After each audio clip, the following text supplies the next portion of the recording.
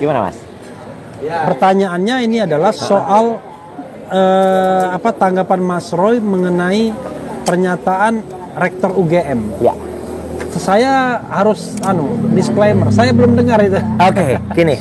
Gitu. Saya terus terang selaku kita lah ya. Saya dan Mas Refri. Kalau Mas Refri sudah dengar, selaku alumni UGM lulusan enggak alumni. Kalau alumni itu orang nggak lulus saja bisa disebut alumni. Karena definisi itu udah diubah.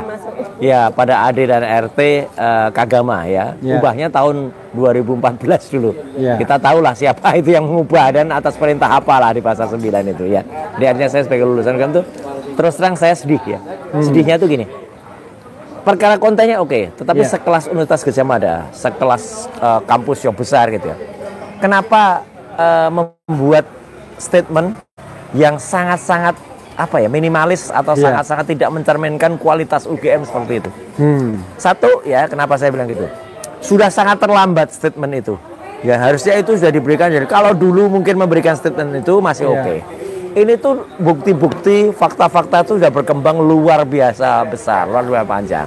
Dan kemudian ketika ini dilakukan di tengah-tengah statement-statement yang juga atau di tengah-tengah proses lagi ada beberapa orang dikriminalisasi gara-gara hanya akan menyampaikan soal fakta yang ada pada ijazah yang disebut-sebut itu adalah ijazahnya Joko Widodo gitu, dan banyak sekali temuannya, dan itu sebenarnya dari dulu UGM itu ditunggu, dan kenapa baru sekarang, itu satu. Yang kedua, kenapa kemudian formatnya itu format yang sangat klasikal, format yang sangat-sangat sederhana, hanya monolog gitu.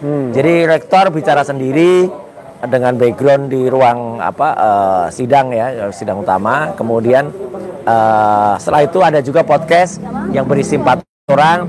Ada seseorang namanya Andi, kemudian ada rektor juga Profesor Ova, kemudian ada juga Wakil Rektor 1 Profesor Bening, dan juga ada Dekan Fakultas Kehutanan yang kita tahu Dr. Sigit Sunarta. Artinya itu juga monolog juga gitu loh. Jadi meskipun pertanyaan kayaknya ada dialog, tetapi dialognya itu benar-benar kelihatan kalau itu tuh sudah dipersiapkan baik pertanyaannya maupun jawabannya. Nah, harusnya ini poin yang ketiga. Kalau memang sudah itu terjadi sekarang dan sudah banyak fakta-fakta, data-data yang muncul, harusnya itu muncul dengan data-data juga gitu loh. Dengan data-data juga dan artinya untuk juga menjawab pertanyaan. Itu semua mulai dari statement rektor sendiri yang sekitar nggak sampai 5 menit, dan kemudian statement dari mereka berempat yang durasinya setengah jam 33 menit, itu nggak ada sama sekali menampilkan fakta atau data, hanya narasi. Sekali lagi hanya narasi. Jadi hanya omong-omong saja. Jadi artinya ini sih mirip kayak waktu gelar perkara khusus di Barreskrim yang dari sana katanya ada ahli gitu, yang inisialnya JS, itu hanya omong-omong aja. Nggak bisa membantah apa yang saya paparkan, nggak bisa membantah apa yang Dr. Respon paparkan, apun Dr. Tifa paparkan. Nah, poin yang terpenting adalah apa? Saya cermati. Jadi saya memang harus menjawab ini, karena saya lah satu-satunya orang yang disebut dalam video itu selain Jokowi. Gitu. Jadi di menit ke-31 lewat 7 detik nama saya disebut. Gitu. Jadi kalau Roy Suryo bagaimana? Itu kaget juga saya gitu. Tapi sudah, makanya saya harus menjawab gitu. Kenapa? Karena kalau saya dalam konteks itu dikatakan, itu kan UGM tuh seolah-olah mencampur adukkan definisi yang ada pada Undang-Undang Keterbukaan Informasi Publik nomor 14 tahun 2008. Dia menganggap semua itu ranah privat. Jadi nggak ada yang ditampilkan. Konyol banget. Dan konyolnya apa? Orang yang sama ketika Oktober tahun 2022 yang namanya Dr. Sigit Sunarta, itu adalah Dekan Fakultas Kehutanan. Waktu tahun 2022 itu dia benar udah menampilkan fotokopi ijazah Jokowi, dan ada 2 yang ditampilkan fotokopi juga dari ijazahnya almarhum Harim Mulyono, dan dia menampilkan skripsi yang asli, yang disebut asli. Makanya waktu itu kita kemarin tidak ditampilkan sama sekali dengan alasan ini menghormati keterbukaan informasi publik, itu termasuk ranah privat. Come on gitu Kampus Universitas Gadjah Mada yang katanya mendapat predikat nomor 2 di seluruh Indonesia selaku penyelenggara PPID informasi publik yang itu di PPID. Seperti itu, dan ini makin menandaskan kejadian beberapa hari sebelumnya ketika Dr. Rismon, Dr. Tifa itu datang ke kampus UGM untuk menyerahkan surat saja harus melawan dalam tanda kutip ya 15 lebih satpam ya gitu, padahal hanya untuk nyerahin surat. Kok seperti katrok seperti ini ya gitu. Benar-benar saya mengatakan katrok. Saya juga lagi nulis nih. Kekatrokan itu juga tidak hanya ini saja.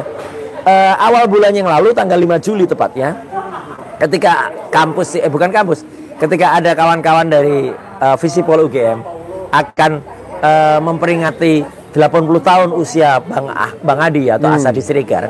Bang Adi itu ulang tahunnya tanggal 3 Juli, tapi itu acara itu masih tanggal 5 Juli. Itu pun dilarang di kampus UGM.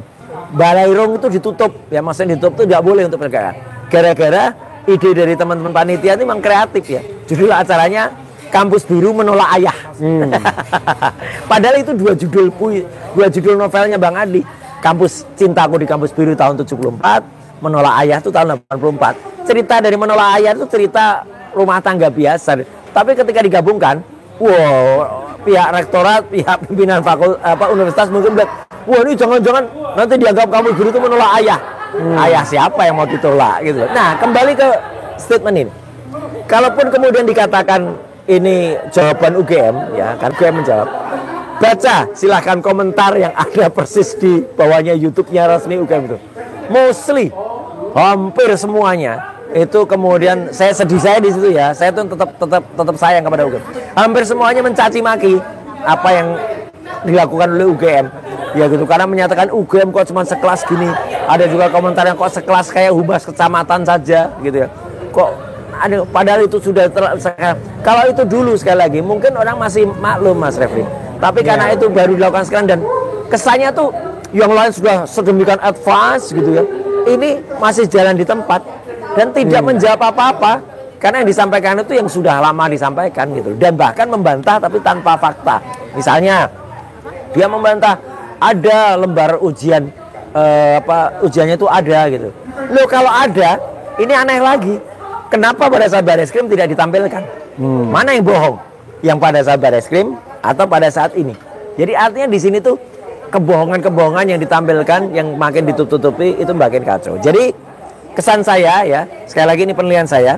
Ini UGM aduh sayang banget. Dan ada satu lagi yang penting. Pada saat Prof. Ova itu menyampaikan, kayaknya UGM akan menyiapkan satu strategi yang menurut saya strategi yang kurang bagus ya gitu. Kenapa? Pada menit ketiga lebih 55 detik ya gitu. Ova mengatakan hal-hal yang terjadi setelah proses pendidikan dan kelulusan tahun 1985 di UGM termasuk pemanfaatan dan perlindungan terhadap ijazah merupakan, dia menekankan ini, tanggung jawab yang bersangkutan sebagai seorang alumni. Artinya apa Mas? Dan semua pemirsa Era Channel. Artinya ini UGM kayak mau lepas tangan. Gitu loh, kayak mau lepas tangan dan itu kalimatnya persis ya. Gitu. Pada menit ketiga 55 detik. Lepas tangan jadi seolah-olah dan itu pun dicontohkan oleh Profesor Wening pada video podcast yang UGM menjawab. Dia mencontohkan coba kalau ada misalnya ijazah di Inggris gitu. Mungkin untung dia nyebutnya Oxford.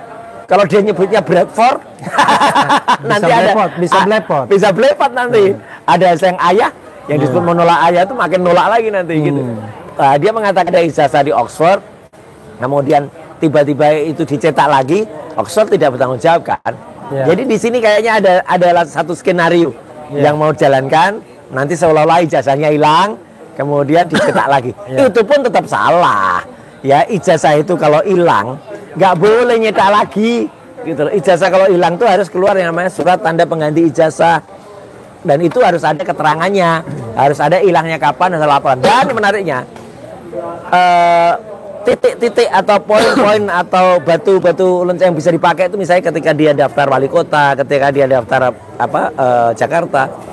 Kalau ternyata itu sudah pernah ada yang hilang, nah maka kapan itu muncul ijazah yang baru itu yang dicetak lagi itu yang ada. Tapi yang jelas kesimpulan saya sederhana, tolong baca saja komentar yang ada di bawahnya YouTube-nya UGM. Itu aja udah.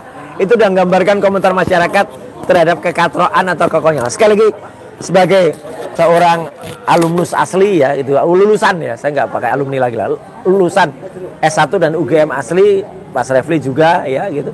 Saya sangat menyayangkan kenapa Humas UGM atau tim komunikasi UGM malah menjebloskan kalau menurut saya ya, malah menjatuhkan ya, sehina-hinanya ya rektor dan jajaran rektorat dengan hanya membuat video sekualitas humas kecamatan kalau kata Pak Lukas ya pada podcastnya dia gitu Mas.